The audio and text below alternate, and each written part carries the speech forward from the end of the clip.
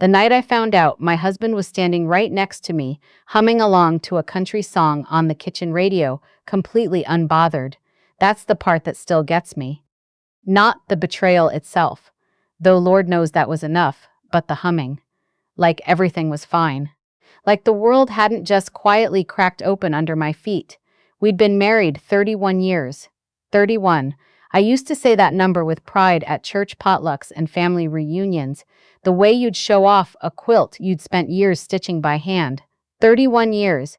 People would nod and smile and say, "That's something, Ida. That's really something." And I believed them. I believed all of it. My name is Ida Beauchamp. I'm 63 years old. I have a bad left knee that predicts rain better than any weatherman on Channel 4. And for 3 decades, I gave everything I had to a man named Roy Beauchamp. 6'1", silver at the temples now, still had that easy smile that made strangers trust him instantly. He sold commercial insurance out of an office downtown, did well enough that we had a nice house in Clarksville, Tennessee. 4 bedrooms. A back porch I loved more than anything, a garden where I grew tomatoes every summer until the deer started getting to them. We raised 2 kids, paid off the mortgage at 58, and celebrated with a bottle of wine we'd been saving since our 20th anniversary. I thought we were happy. Maybe we were, for a long time. Or maybe I was happy and Roy was somewhere else in his head, looking for an exit I didn't know existed. I've turned that question over so many times now it's worn smooth, like a river stone. I don't expect to find the answer anymore. What I found instead was a laptop. It was a Tuesday evening in early March. Roy was in the shower, and I was sitting at the kitchen table going through the Visa bill because we'd had some unexpected expenses, the water heater, then the car, then both at once, because that's how life works when you're in your 60s. I needed to check a charge I didn't recognize. $47 from somewhere called Blossom and Reed. I figured it was florist. Roy's mother had a birthday coming up. His laptop was open on the counter. Mine was upstairs. I grabbed his without a second thought. We'd always shared passwords, shared accounts, shared everything. That was the kind of marriage we had. Or so I believed. The browser was already open. His email was right there on the screen. I wasn't snooping. I want to be clear about that. I was looking for a receipt. I typed Blossom into the search bar before I even registered what account I was in. And then I saw it. Not a receipt. Not a florist confirmation. An email thread sitting right at the top of the inbox from an address I didn't recognize. The preview showed the first line of the most recent message. "I keep thinking about what you said Friday. I don't want to share you anymore." I sat very still for what felt like a long time. The shower was still running. I could hear Roy in there, moving around, water hitting the tile, normal sounds, ordinary Tuesday night sounds. I clicked the thread open. I don't want to quote every line of what I read, because some of it I've worked very hard to forget. But the outline is this.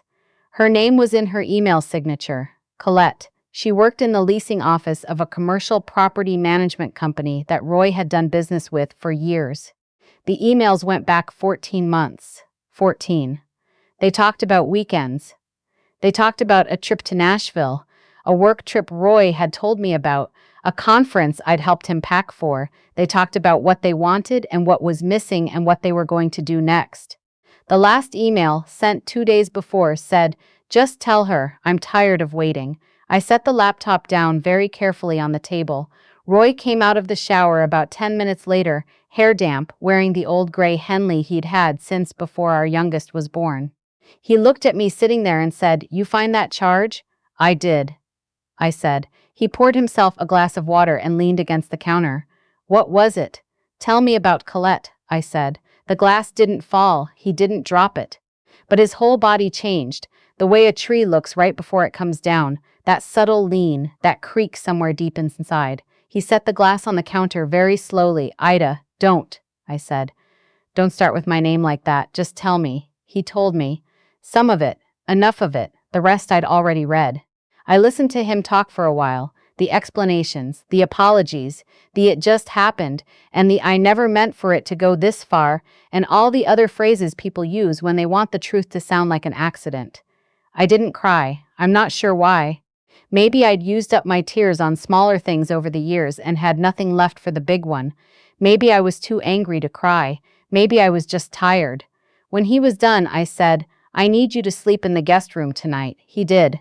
I sat on our back porch until almost midnight, wrapped in the old quilt my mother made me when I got married, listening to the frogs. We have a pond at the back of the property. Roy always called it my pond, even though it was on both our deeds. He said I loved it more, so it was mine. I used to think that was sweet. Sitting there that night, I made myself think clearly, not emotionally, clearly. Because I'd watched my older sister go through a divorce at 55, and I'd watched what happened when you move too fast, when you let the hurt do the driving. She walked away from things she should have kept. She gave up things she didn't have to give because she wanted it over quickly and clean, and it was neither. I was not going to do that. I went inside around midnight, poured a small glass of sweet tea, and sat back down at the kitchen table. I opened Roy's laptop again. I had his password. I had access to his email. I had 14 months of documentation, and I had a plan forming. The first thing I did was forward the entire thread, every single email, all the way back to the beginning, to my own account. Then I logged out and closed the browser exactly the way I'd found it. I went upstairs, got into bed, and stared at the ceiling. Roy knocked on the bedroom door around 7 the next morning. I told him I needed a few days to think, that I wasn't ready to talk yet, and that I'd appreciate it if he gave me space. He said, of course. He looked relieved, honestly, like he'd expected worse. He should have expected worse. I spent those few days doing things Roy didn't know about. I called my sister, who gave me the name of her divorce attorney, a woman named Patricia, over in Nashville who didn't mess around. I made an appointment for the following Thursday and told Roy I was going to see my friend over in Hendersonville for lunch. I sat with Patricia for 2 hours. I showed her the emails. I showed her the dates. I told her about our finances, the joint accounts, the retirement savings, the rental property we'd bought in 2019 that Roy liked to call his investment. Tennessee is a fault-based divorce state when it comes to dividing assets, and adultery is recognized grounds. Patricia explained what that meant for us very carefully. I listened to every word. That night, I cooked dinner like normal. Chicken and dumplings, Roy's favorite. We ate at the kitchen table and talked about ordinary things. His mother's upcoming birthday, a crack in the driveway that needed sealing. Roy kept looking at me like he was waiting for something, some signal about which direction things were heading. I didn't give him one. I needed 2 more weeks. Just 2 more weeks to get everything in order. Here's something nobody tells you about being married a long time. You know each other's rhythms so completely that you can move through the same house, the same days, almost invisibly. Roy had no idea I was quietly working. He thought I was processing. He thought I was deciding whether to forgive him. I was deciding something, all right. Patricia helped me understand what we had and what I was entitled to. The house was in both our names, paid off, worth just over $400,000 in today's market. The rental property in Springfield, same situation, both names on the deed, worth about $240,000. Roy's 401(a) had 22 years of contributions, and Tennessee law allowed for equitable division of marital assets. My own retirement account was smaller because I'd worked part-time for years when our kids were young, by choice, a choice that had felt right at the time and now felt like something else. I was not walking away from what was mine.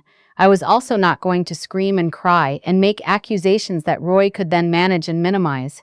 I'd seen that movie. It ends with the betraying spouse in the sympathetic role and the hurt one looking unstable. So I waited, and I watched.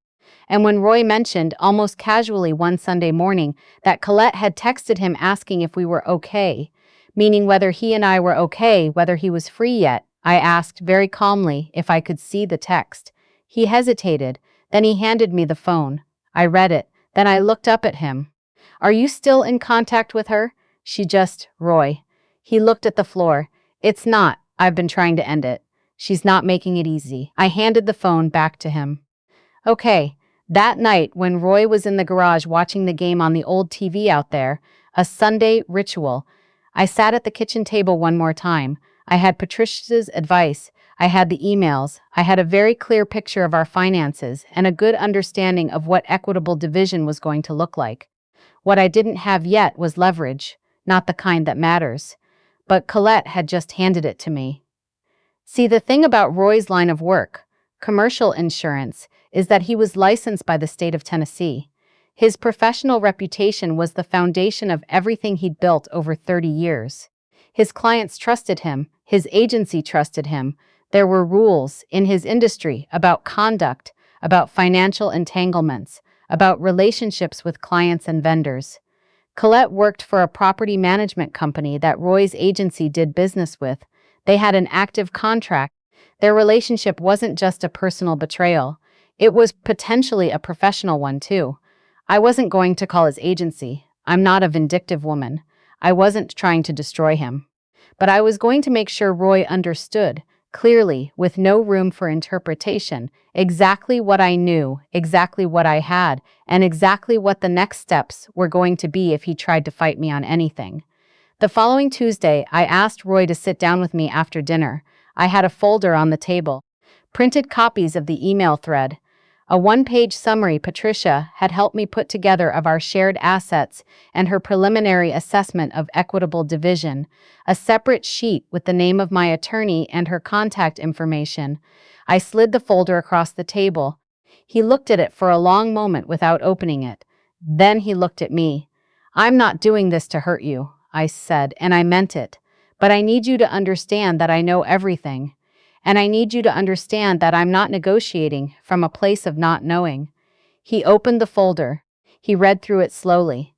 I watched his face go through several things it was too proud to put into words. When he got to the last page, Patricia's contact information, he set it down and rubbed his eyes. "I don't want to fight," he said. "I don't either," I said. "That's why I'm showing you this now, before anything gets filed.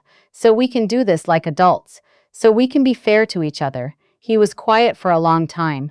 "The rental property," he said finally. "The rental property is a marital asset," I said. "Patricia was very clear about that." He nodded slowly.